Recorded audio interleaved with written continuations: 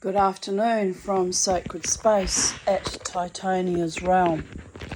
I've decided to follow through on my promise to read you some of Charles Bukowski, who has a distinctive, gritty, low socio-economic style of zany wit and writing.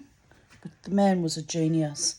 So I'm going to read the first chapter. I think it's not really broken up into chapters, but I'll read the first few pages of Notes of a Dirty Old Man.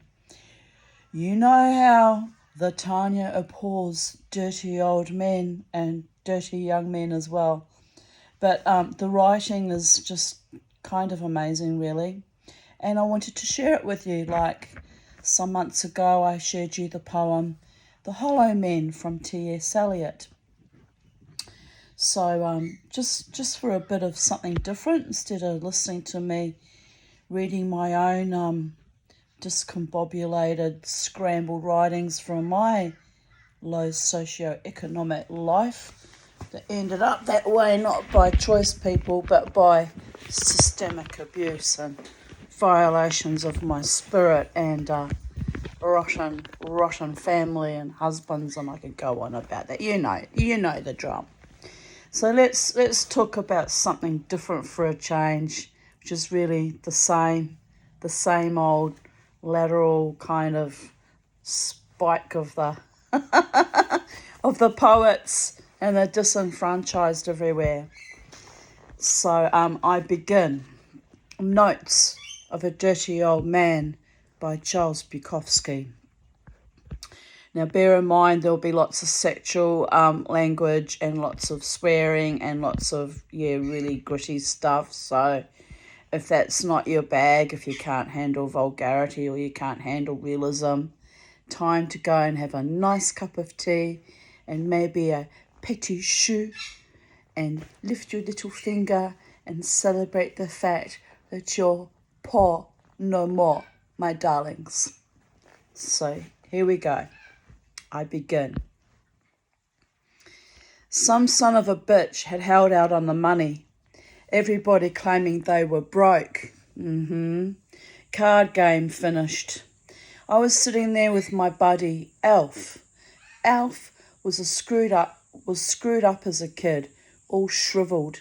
He used to lay in bed for years, squeezing these rubber balls, doing crazy exercises. And when he got out of bed one day, he was as wide as he was tall, a muscled, laughing brute who wanted to be a writer, but he wrote too much like Thomas Wolfe, and, outside of Dreiser, T. Wolfe was the worst American writer ever born. And I hit Alf behind the ear, and the bottle fell off the table. He'd said something that I disagreed with. And as the Alf came up, I had the bottle, good scotch, and I got him half on the jaw, or that would be half on the jaw, because, American accent people work with me, and part of the neck under there, and he went down again, and I fell on top of my game.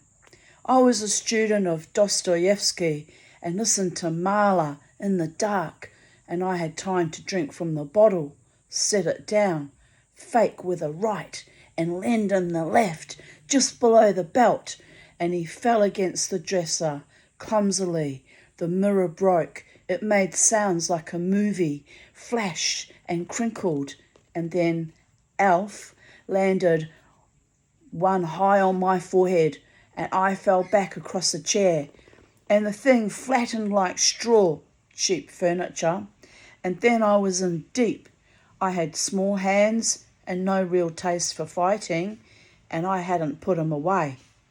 And he came on in like some zany, two-bit, vengeful individual, and I got in about 1 for 3, not very good ones, but he wouldn't quit, and the furniture was breaking everywhere, very much noise, and I kept hoping somebody would stop the damned thing, the landlady, the police, God, anybody, but it went on and on and on, and then I didn't remember.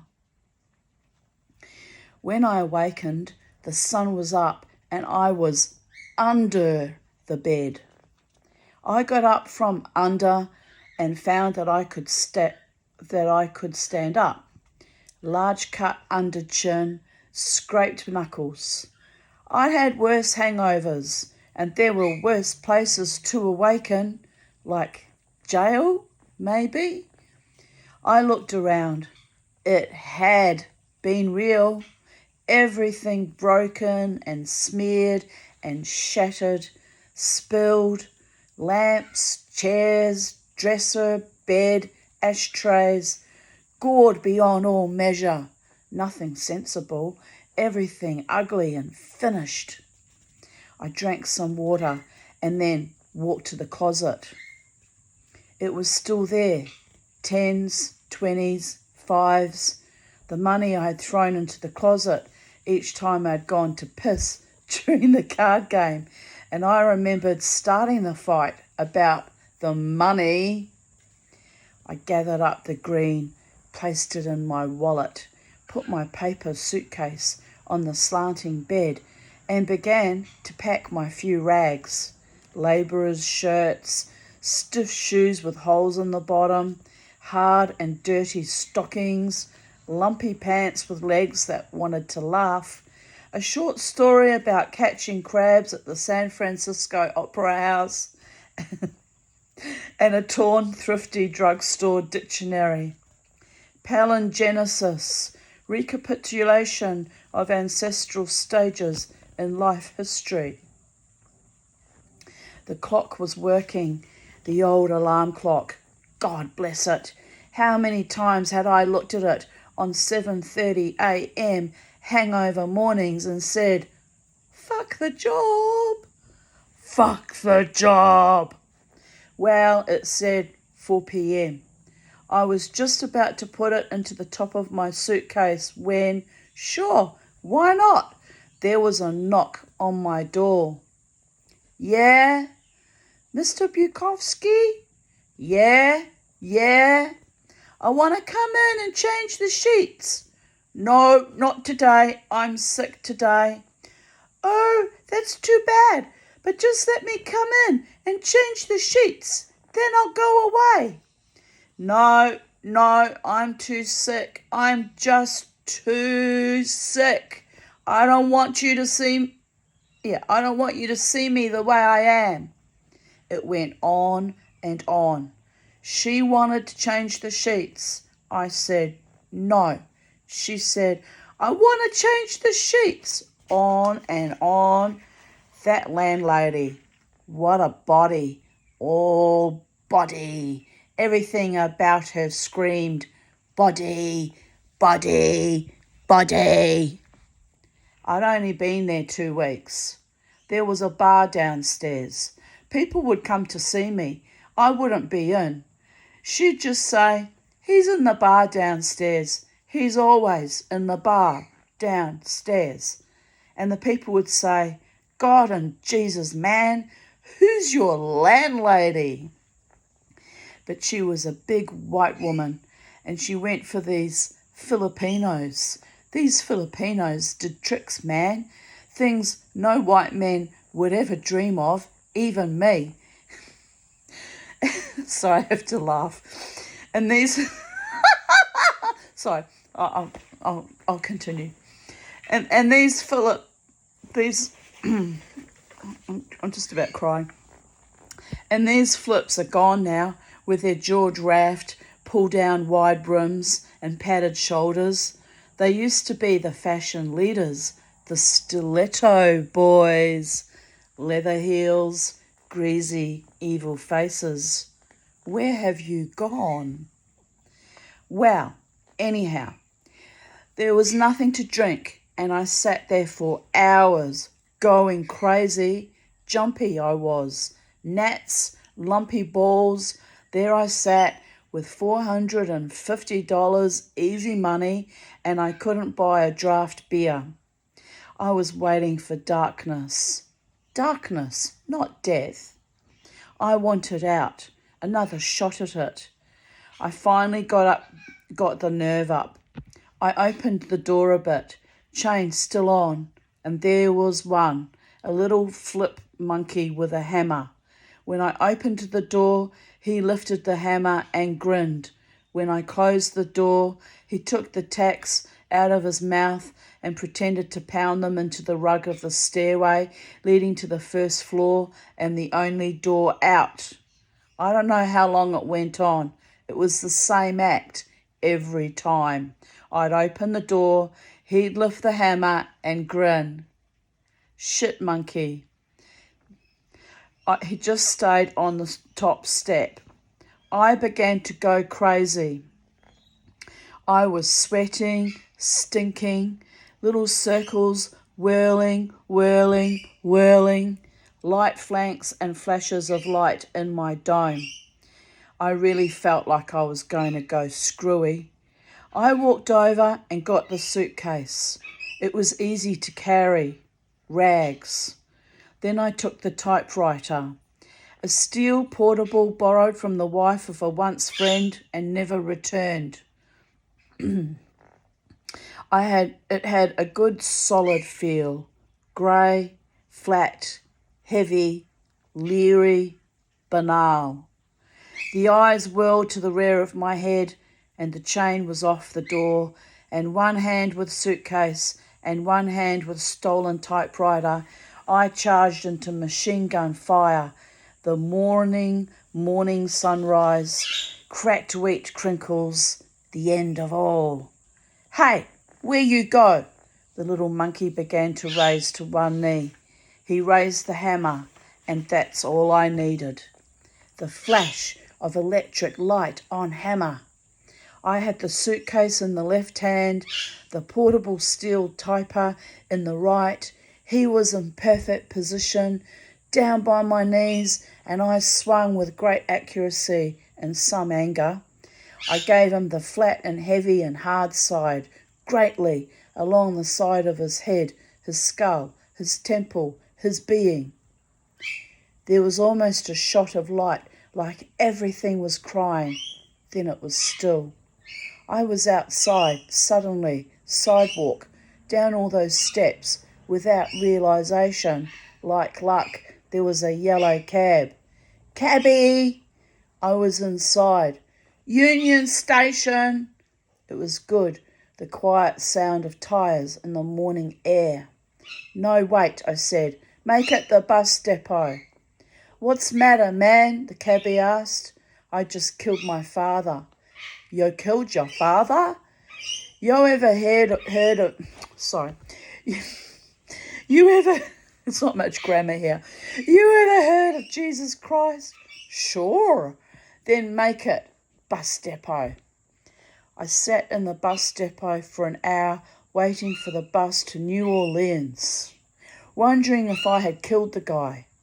I finally got on with typewriter and suitcase, jamming the typewriter far into the overhead rack, not wanting the thing to fall on my head.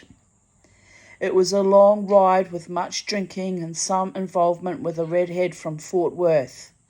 I got off at Fort Worth too, but she lived with her mother and I had to get a room, and I got a room in a whorehouse by mistake. All night the women hollering things like, "Hey, you're not going to stick that thing in me for any kind of money." Toilets flushing all night, doors opening and closing. The redhead, she was a nice innocent thing, or bargained for a better man. Anyhow, I left town without getting into her pants. I finally made New Orleans. But the elf, remember? The guy I fought in my room? Well, during the war, he was killed by machine gun fire. I've heard he lay in bed a long time, 3 or 4 weeks before he went. And the strangest thing he had told me, no, he had asked me. Suppose some stupid son of a bitch puts his finger to a machine gun and cuts me in half, then it's your fault. Well, I know you ain't going to die in front of any goddamned machine gun. You're sure as shit right. I ain't, babe, unless it's one of Uncle Sam's. Don't give me that crap. I know you love your country. I can see it in your eyes. Love. Real love. That's when I hit him the first time. After that, you've got the rest of the story. When I got to New Orleans, I made sure I wasn't in any whorehouse, even though the whole town looked like one.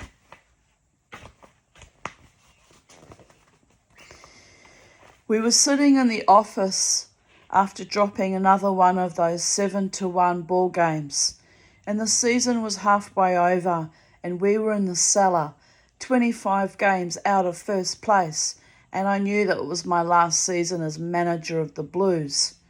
Our leading hitter was batting .243, and I don't know if you say 243 or 243. I'm not American, so all the Americans probably just started laughing right now.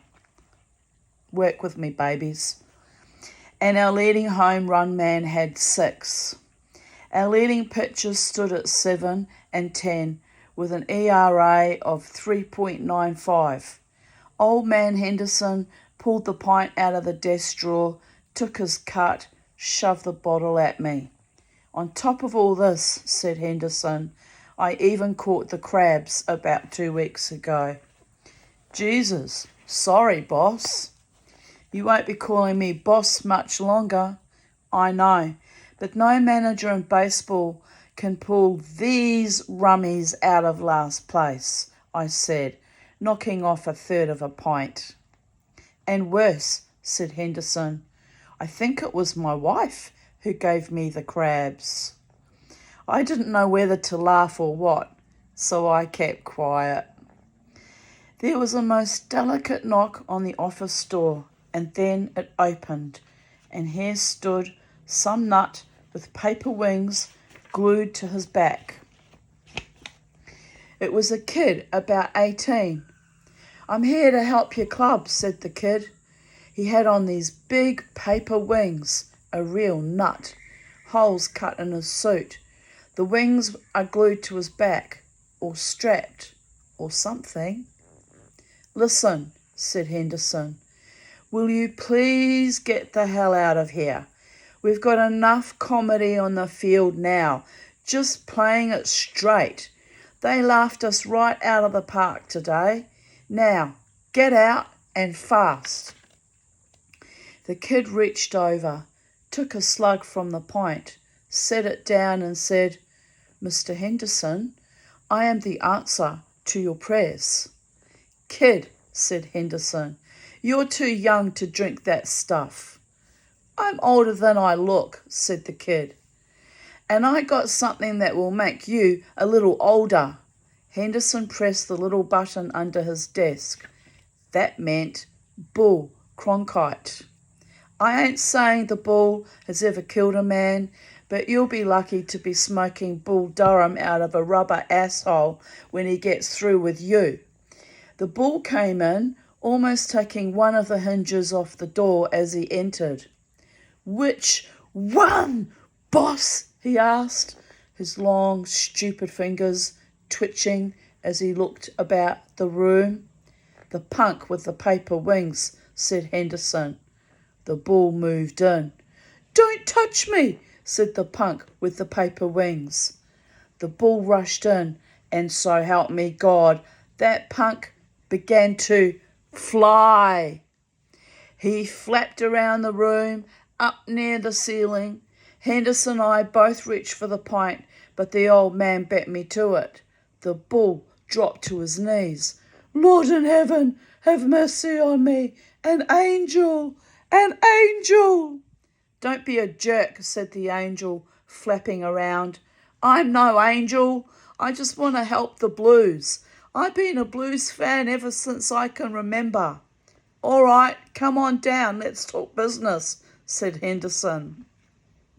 The angel, or whatever it was, flew on down and landed in a chair. The bull ripped off the shoes and stockings of whatever it was and started kissing its feet. Henderson leaned over and in a very disgusted manner spit into the bull's face. "Fuck off, you subnormal freak! Anything I hate is such sloppy sentimentality." The bull wiped off his face and left very quietly. Henderson flipped through the desk drawers. "Shit, I thought I had me some contract papers in here somewhere." Meanwhile, while looking for the contract papers, he found another pint and opened that. He looked at the kid while ripping off the cellophane. "Tell me, can you hit an inside curve? Outside? How about the slider?" "God damned if I know," said the guy with the wings. "I've been hiding out. All I know is what I read in the papers and see on TV, but I've always been a Blues fan and I've felt very sorry for you this season." "You've been hiding out? Where? A guy with wings can't hide out in an elevator in the Bronx. What's your hype? How have you made it?" "Mr. Henderson, I don't want to bore you with all the details. By the way, what's your name, kid?" "Jimmy. Jimmy Crispin. JC for short."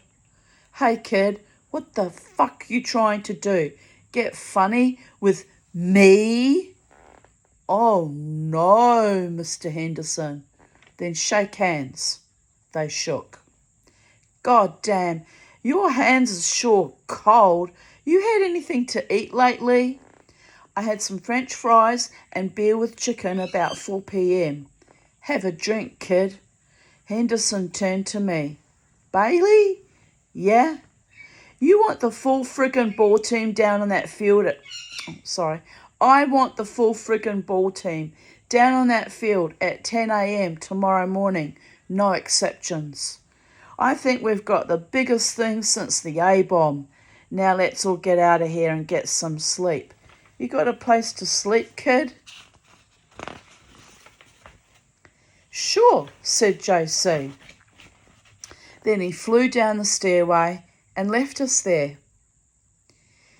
We had the park locked tight. Nobody in there but the ball team, and with their hangovers and looking at the guy with the wings, they thought it was some publicity gag or a practice for one. They put the team on the field and the kid at the plate, but you should have been there to see those bloodshot eyes open when the kid tapped a roller down the third base line and flew to first base. Then he touched down, and before the third baseman could let go of the ball, the kid flew on down to second base. Everyone just kind of swayed in the early 10 p.m. sunlight. Playing for a team like the Blues, you figured you were crazy anyway, but this was something else. Then, as the pitcher got ready to throw to the bat boy, who we had put at the plate, JC flew on down to third base. He jetted on down. You couldn't even see the wings, even if you had had time for 2 Alka-Seltzers that morning. And by the time the ball got to the plate, this thing had flown in and touched home plate. We found the kid could play the whole outfield. His flying speed was tremendous. We just brought in the 2 other outfielders and put them in the infield. That gave us 2 shortstops and 2 second basemen, and as bad as we were hell. That night would be our first league game with Jimmy Crispin in the outfield. First thing I did when I got in was to phone Bugsy Malone. "Bugsy, what are the odds against the Blues finishing first?" "Ain't no odds. The better's off the board. No damn fool would bet the Blues even at 10,000 to 1. "What'll you give me?" "Are you serious?" "Yeah." 250 to 1. You want to bet $1? Is that it? 1 grand. 1 grand? Now wait a minute. Let me call you back in 2 hours. The phone rang in 1 hour and 45 minutes. "All right, I'll take you. I can always use a grand somehow. Thanks, Bugsy. You're welcome. That first night game, I'll never forget it. They thought we were pulling some laugh stunt to get the crowds in, but when they saw Jimmy Crispin rise into the sky and pull down an obvious home run that would have cleared the left centre field fence by 10 feet, then the game was on. Bugsy had flown down to check things out, and I watched him in his box seat. When JC flew up to grab that one, Bugsy's $5 cigar dropped out of his mouth. But there was nothing in the rule book that said a man with wings couldn't play baseball, so we had them by the balls. And how? We took that game easy. Crispin scored 4 times. They couldn't hit anything out of our infield, and anything in the outfield was a sure out. And the games that followed, how the crowds came in. It was enough to drive them mad to see a man flying in the sky. But the fact that we were 25 games out and with such little time left was also what kept them coming. The crowd loves to see a man get off the deck. The Blues were driving. It was the miracle of the times. Life came to review Jimmy. Time, life, look. He told them nothing. I just want to see the Blues win the pennant, he said. But it was still tough, mathematically, and like a storybook ending, it came down to the last game of the season, tied with the Bengals for first place and playing the Bengals and winner take all. We hadn't lost a game since Jimmy joined the team, and I was pretty close to $250,000. What a manager I was. We were in the office just before that last night game, old man Henderson and I, and we heard the noise on the stairway, and then a guy fell through the door, drunk.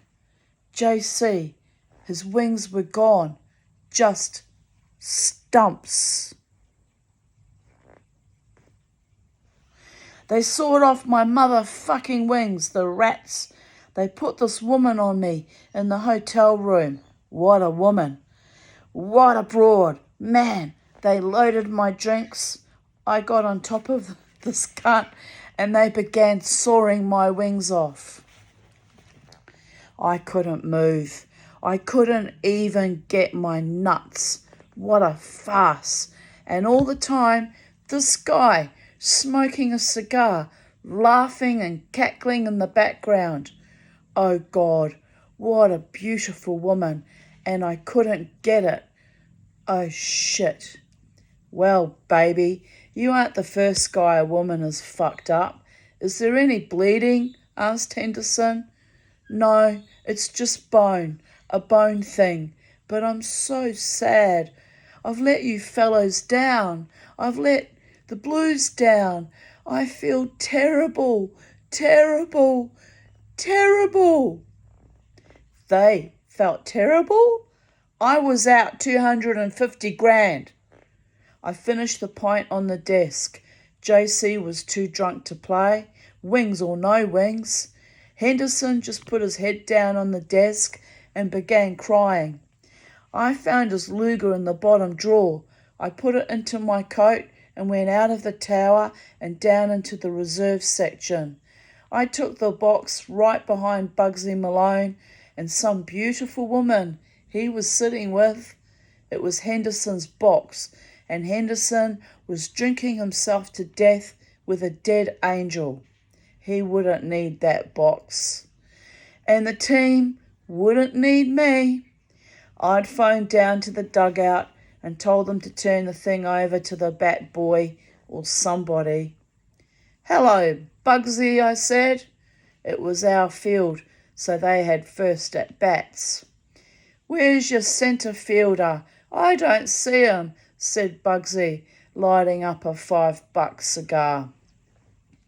Our centre fielder has gone back to heaven due to one of your $3.50 Sears Roebuck hacksaws. Bugsy laughed.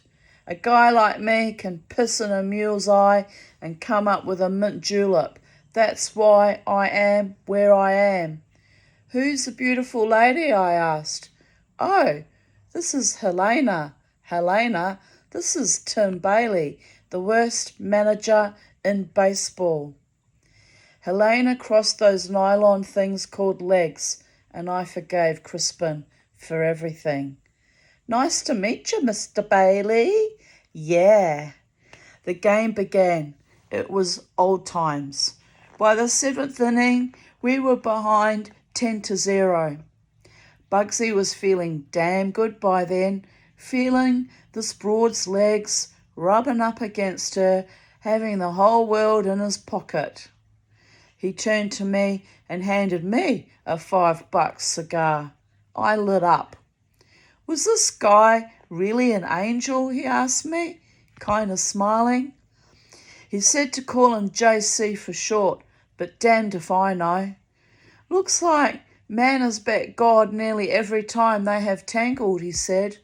I don't know, I said, but the way I figure it, cutting a man's wings off is kind of like cutting his cock off. Maybe so, but the way I see it, the strong make things go, or death makes things stop. Which one is it? I pulled the Luger out and put it at the back of his head. For Christ's sake, Bailey, get hold of yourself. I'll give you half of everything I've got. No, I'll give you everything I've got. This Broad, everything, the works. Just take that gun away from my head. If you think killing is strong, then taste some strong. I pulled the trigger. It was awful. A Luger. Parts of eggshell head and brain and blood everywhere. Over me, over her nylon legs, her dress. The game was held up an hour while they got us out of there. The dead Bugsy, his crazy hysterical woman, and me. Then they finished out the innings. God over man, man over God. Mother preserved strawberries while everything was so very sick. It was the next day in my cell when the screw handed me the paper. Blues pull it out in 14th inning, win 12-11 game and pennant. I walked to the cell window, 8 floors up. I balled the paper up and jammed it through the bars. I jammed and jolted the paper up and shoved it through the bars, and as it fell through the air, I watched it. It spread. It seemed to have wings. Well, horse shit on that. It floated down like any piece of unfolding paper does toward the sea, those white and blue waves down there, and I couldn't touch them. God bet man always and continually, God being whatever it was, a cocksucker machine gun or the painting of Klee. Well, and now those nylon legs folding around another damn fool. Malone owed me 250 grand and couldn't pay off. JC with wings, JC without wings, JC on a cross. I was still a little alive, and I walked back across the floor, sat upon that prison pot without a lid, and began to shit. Ex-Major League manager, ex-man, and a slight wind came through the bars and a slight way to go. And it just continues on marvelously from there with his unique and unusual way of looking at life and his ramblings. But it's gritty and it's a bit nutty and bizarro, but the man had class, but not well, it is kind of hoi polloi class. But anyway, the man had something going for him. I'm sure if I met him in a bar, I'd probably just cross and uncross my nylon legs to wind him up and then tell him to fuck off like I do every creepy drunk that I meet in a bar or have met in my days in the bars. Not that I hang about in bars, but I do hang about in clubs and the Livewire bar for 13 years to dance babies, crossing and uncrossing my legs as I wind up the drunks and the general misfits. But not one of them that I met in 13 years had this guy's caliber of writing potentiates. But I have some potentiates. But here's to you, Charles Bukowski. If we met in real life, we probably would have got into a fist fight and you would have loved it. I'm projecting there, but you get my vibe. But anyway, he is amazing, and I hope you enjoyed that as much as I did. And greetings from Titania's realm. I don't live in your world, you live in mine, babies. And Titania is, let us not forget, I am her namesake, the queen of the forest fae. So I don't live in my world either. I live in her world. So join us in the other parallel existence where we still have a sense of humour and life is, as ever, quirky and magical. Says the angel with the paper wings that got sawn off. Bye for now.